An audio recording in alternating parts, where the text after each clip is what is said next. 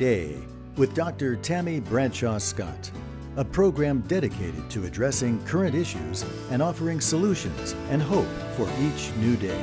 Dr. Tammy is a registered psychologist and licensed marriage and family therapist with degrees in clinical psychology. And now, here is your host for A New Day, Dr. Tammy.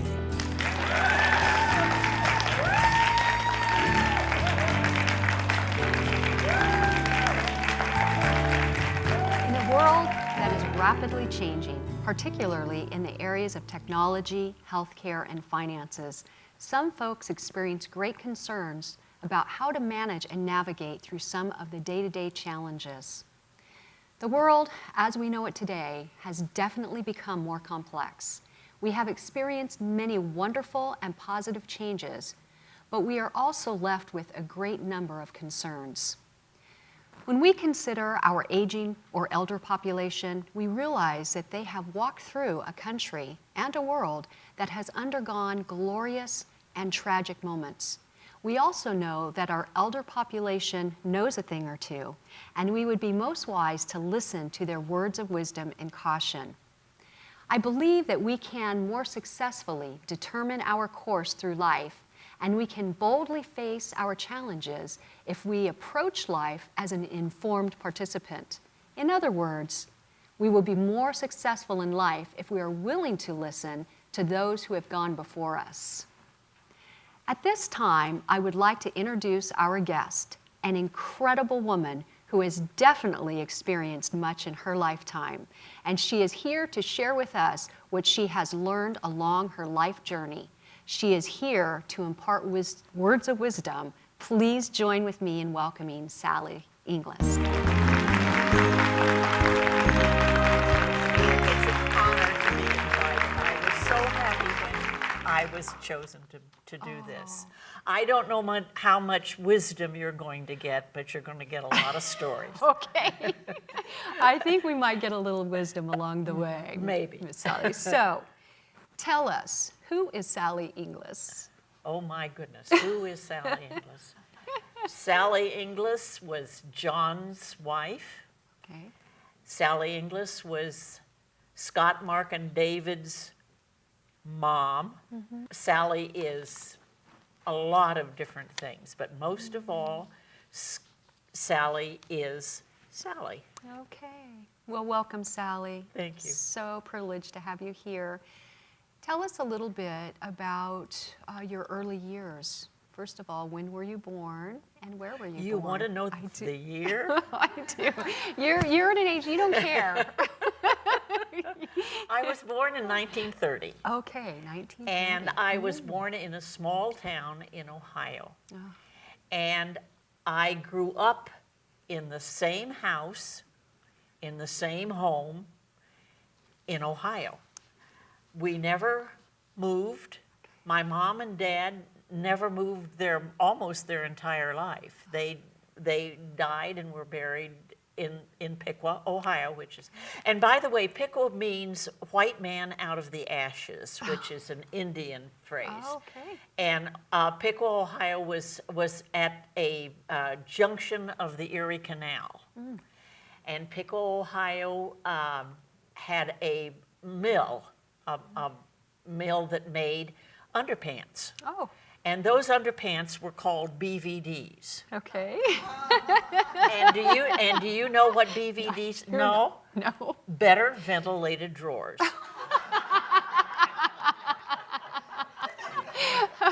You're a hoot. So anyhow, I grew up in this town that made underpants. Oh. And okay. it was a wonderful way to grow up. So you're not kidding. You really did grow up in the town that. I okay. really did, honest. Okay. One thing you'll learn about me is that I don't kid about anything like that. Okay. But anyhow, so I went to college and graduated from college. And while I was in high school, I met John. Oh.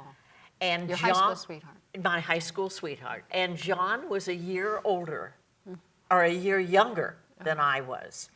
And through all our years together, he announced me as the older woman that I, So when I think of aging, I think of early on when I was his older woman. Okay. You know what we call that today, right, Sally? So, no. The Cougar. Oh, okay. Okay. You were a Cougar. Okay, I'm All sorry. right. So, and we were married we went together. I was a senior and he was a junior. We went together all through college. We went to different colleges and we were married. I taught school for a year and he finished college. And then we went to Princeton, New Jersey. And John, well, we were married, of course. And John became a minister. So, and I taught school all the years he was in school.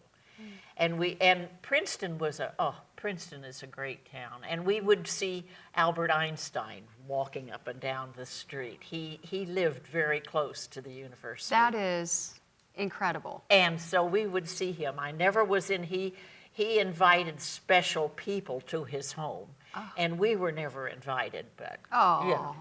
But you came from a famous town that developed the underwear, so. Yeah, that's true. I didn't think of it that way. Yeah. So anyhow, and then we graduated, and February before the June that we graduated, Scott was born. Okay. And honestly, now he will probably kill me for this. He probably will if he ever sees this. But honest to goodness, he was the ugliest little baby I'd ever seen. Oh, no. Yeah. Scott?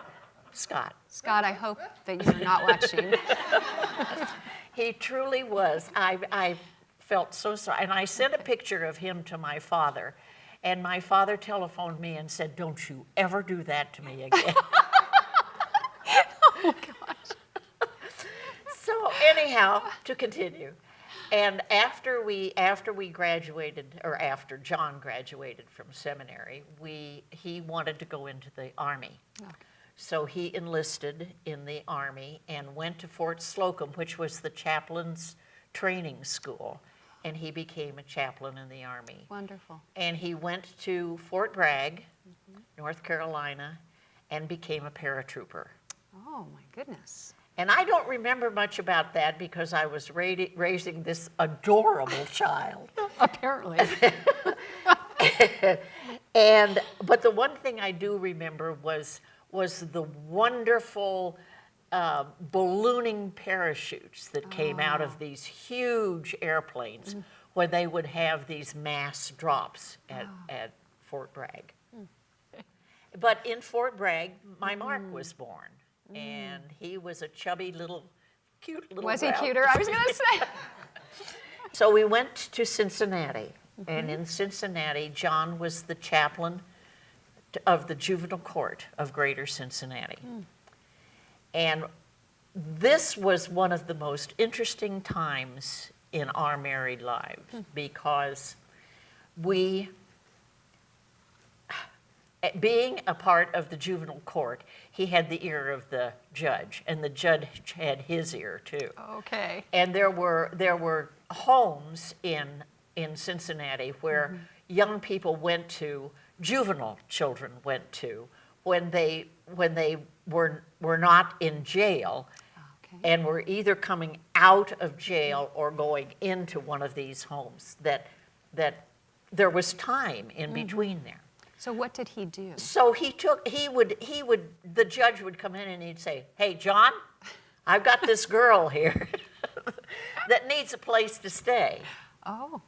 And we would take them. You would take them. Oh. We would take them. We had probably 28, 29. Oh, my. All at once. I mean, not all at once. I was going to say.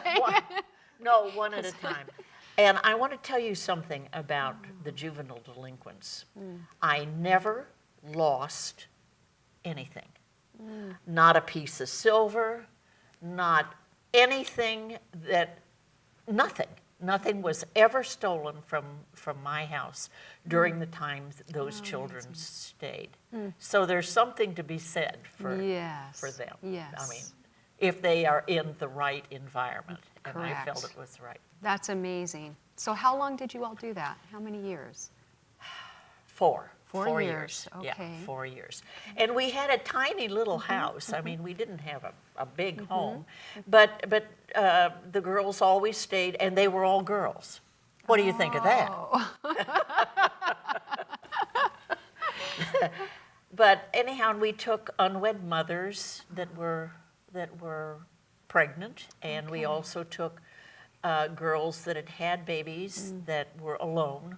That is tremendous. Now, at this time, Sally, were your children, how old were your sons? Little. Little, okay. They were little. So this was, I mean, we see this today, but you at that time were actually reaching out. But you know, Tammy, the difference now is that we could not do that now. Yes. We would have to go through all kinds of things in order to Yes. take these children, to take these young people. Yes. I mean, it isn't easy anymore. Correct. Yeah. Well, to even be able to teaching help. school isn't easy anymore. is You can't true. hug your kids, Yes. and I don't know how I would ever teach school if And that's one of the differences that we see today in the That's right. complexities of. So you were able to take care of these young people that you really were a surrogate mother to, Yeah. and these were surrogate daughters, and the influence and the impact in their life. and they always got new clothes and had their hair done and all. I mean, that was just That's something. incredible. Something. Wow. I kicked a lot of washing machines, I'll tell you that, because what would happen was the judge would say to John, "Hey, would you?" And he'd say, "Sure." And so he'd bring this young person home, and I had no idea that anybody was coming. Yes. He didn't, well, there were no cell phones or anything like that. So you just sort of, you know, so I'd go down and kick the washing machine and say, "Oh, how dare you do that to me?" And his answer was, "If I can't do what I think is right, then I've got to change my job." Well, that always broke my heart, so of course He knew what to say. And then we moved to Pasadena, and I taught school in Pasadena. That was What grade did you teach, Sally? I started in the 4th grade, and I finished in the 6th. Okay. And the 6th was my favorite. And I taught school at Lincoln Elementary School in Pasadena. That's not there anymore. The freeway took it, and it was a 98% black school. Okay. And it was the best experience I'd ever had. That's wonderful. So then we came out to Redlands in 1970, and there was a plethora of school teachers, so I couldn't teach school. So I had and one wonderful thing about John Inglis was that he never said, "No, you can't do this." He was very supportive of you. He always was supportive, and I worked in a nail salon as a receptionist. I worked in a lingerie store, Whoa. managed that, and also a cook store. I had a lot of experiences just in the time we've been here. How old were you at that time? So your 1970, kids- all right, you guys do the math. In my 40s. You were 40s, In okay. my 40s, yeah. And your boys were? My boys were, David was in the 1st grade, and Mark was in middle school. You've seen so much in the world, change in the world. What has really struck you the most? And I know there's so much here, but what has struck you about the changes that has been surprising to you? That maybe you wouldn't have thought, back in those years that you would see what's happening today. Oh, well, one thing, I was absolutely overcome when there was a man on the moon. Yeah. That was an amazing experience. I mean, I can remember where we were when we saw the pictures of television. Yes. Was a big thing, a huge thing. Someone asked me one day what has been the scariest time and I think it's now. Oh. I Interesting. really think it's now. I'm terrified by the speed that everybody moves, that everybody goes. That it bothers me that there don't seem to be any small towns anymore. There are no more Piqua, Ohios, and that I remember, and that is scary. Yes. And I mentioned it before. It's scary to think that a teacher, with all the love in the world, would hug a child, and that child would go home and tell their parents, and their parents would sue that teacher or something like that. It bothers me. It makes me sad. Yes, of course, of course. As I hear you, I'm thinking what I'm hearing you say, talking about the speed at which people are moving and going, no more small towns.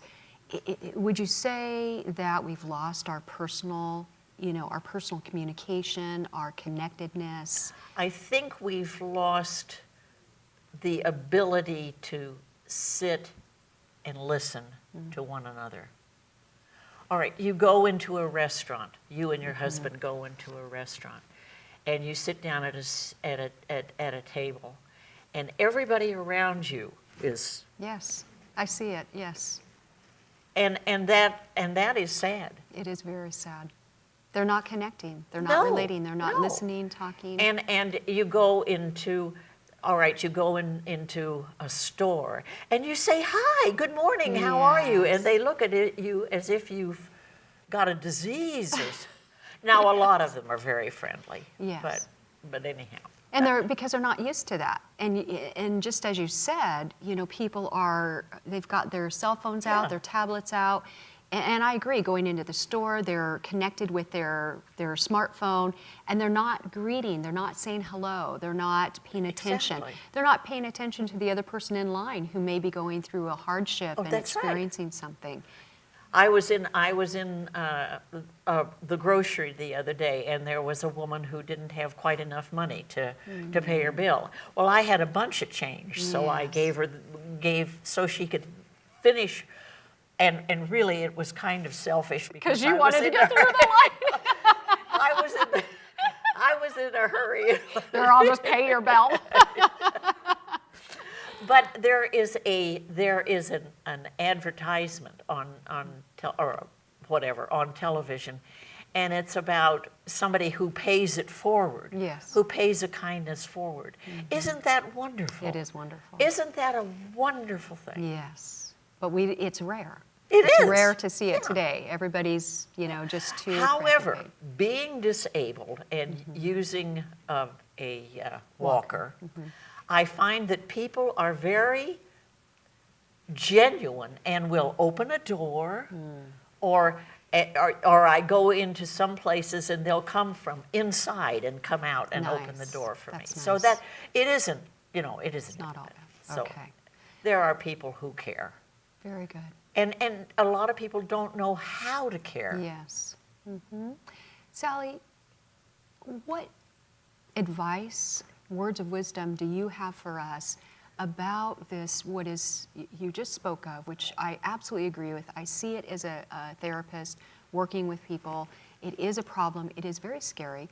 What would you say to us, and how can we affect change in people's speed at which they're going through life, and I know we can't go back to all the small towns, but what?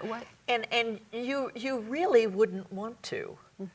I mean, there were a lot of hardships in the small town, but I think if people would just open their hearts to each other, would just take the time to if each and every one of you would take the time to every day say good morning or good afternoon to someone you don't know. I get terribly upset, and it happens at church, it happens everywhere you go. People, and it's human nature. Yes. People go to the people they're comfortable with. Yes. Why should you extend yourself when there are people who are close to you all around. But that's not the way, no, that's not the way you So do it. in other words, we you have to go get- out and you yes. say good morning to that person. Yes. Or you bring in that juvenile delinquent, which you can't anymore. But I mean, that idea, that same picture, I just Yes. think it would help so much. Yes, yes. And if each one did one, just think where that would go. And it's about slowing down, slow down, and pay attention to the world around you. You know, I drive into work every day and driving home, and people are truly in a hurry. Yes, they and are. it's so representative to me of what their lives are about. You know, it's they're you know, you're going. I'm going 80 in the fast lane, and that's not fast enough. You know, I'm Right, And I'm just exactly. thinking, why are we in such a hurry? Yes, we have to get to our work on time. We have to, but it seems that we do go through life with that type of speed and you know, not looking around us, not taking the time. I just think you have to say, good morning. Yes, I love it. I just, that's, you know, Yes, I talk to people I don't know all the time. that's terrific. I do too. I know all the bad As- boys at the grocery store.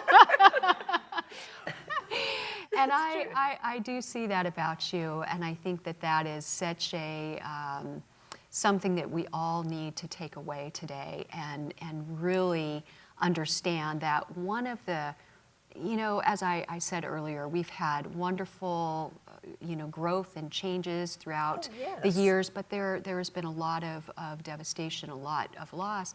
But one of those things that I think that you spoke so clearly to, which is the disconnectedness, that we're not connected as a people anymore, and we're not slowing to take the time to recognize and notice one another. How wonderful it would be if these all these protests that are going over in the country, if those people would just say, good morning, instead of whatever else they're saying. I mean, it Yes. would make it. It might. I don't say it would, but Yes. it might make a difference. Yes, that is right. And we don't know, right? No, we until we try. and reach And out. sometimes you're thinking to yourself when you get up and you go out to go to the grocery or go to someplace or a restaurant or someplace like that, you think you're kind of crabby and don't want to do it. Yes. But I think it's up to each and every one of us Yes. to reach out. That's right. That's wonderful to hear you say that, Sally. And you know, as we talk about our aging population and folks who are growing older, oftentimes they feel like that they don't have a purpose or a place any longer. But I don't see that in you. I don't And see that Tammy, in you. a lot of them feel alone. Yes. Older people feel alone. Yes. Now, you don't want three big, wonderful, handsome guys standing around you doing this. Yes. In fact, I prefer Yeah. not. Okay. But as an older person, I feel that these they feel alone. Yes. And they don't have any purpose, and they don't go out and they stay at home, or if they're in a convalescent home or Yes. assisted living, they stay in their rooms.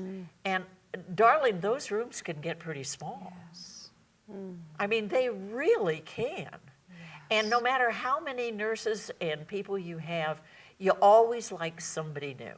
Yes. And I will tell you a story that isn't, I was a part of a or still am, a part of a congregation. And when John was at home, there were some people that came all the time. And he looked forward to that. I mean, he just, I mean, is he coming today? And I would say, yeah, I think he's coming today, you know. And it just made him so much happier and so much better. Yes. And that was a good day. But when he was, because I still worked after he became ill. and I was gone a lot. And he did have the dog, thank goodness for the dog, and the dog grieved when John passed. John really went into a brown funk. And so animals are affected too by Yes, but if you can spend 20 minutes and just go say hi. Hey, I was in the neighborhood and I just thought I'd stop by and say hi. It makes a difference. It That's truly does. Yes, and I appreciate you sharing that, Sally, because part of what I have seen in working, I worked for several years with geriatric population in an inpatient psychiatric facility for folks who were going through the depression, early dementia, things like that. And one of the things that broke my heart the most was seeing that loneliness and them feeling like they were, that nobody cared. And, and that was one of the greatest reasons for their depression. And Tammy, that's not true. People do care. People do care. But as we said earlier, we're moving fast, we're moving, we've got our own lives to live, and sometimes we're not Just willing not taking to the share. time. I mean, we're just not willing to share. Okay. John had a visitor who always brought him a flower. Oh. And I just, and maybe stayed 10 minutes, which was long enough. Yes. So when I get that way, would you come see me? Yes. Yes. So. Either that or shoot me, I'm not sure. Sorry. Bless your heart. Well, I appreciate you being here today so very much, and I think that you sharing helps us to understand a bit more of the priority and what's so important, and for our viewers at home to realize and understand that our aging population needs us, and they need to know that we care about them, that we love them, and just taking that time, that 10 minutes or whatever it is, knowing that they look forward to that, knowing that that is important. And even though we have our busy lives, for us to slow it down a bit, to recognize and notice those around us, especially our aging population.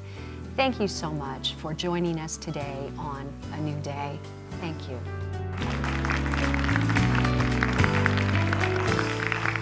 This viewer-supported program is made possible by viewers like you. Your support is invaluable and appreciated. To send a gift or for more information, please contact Dr. Tammy at the address on your screen. And thank you for joining us for A New Day.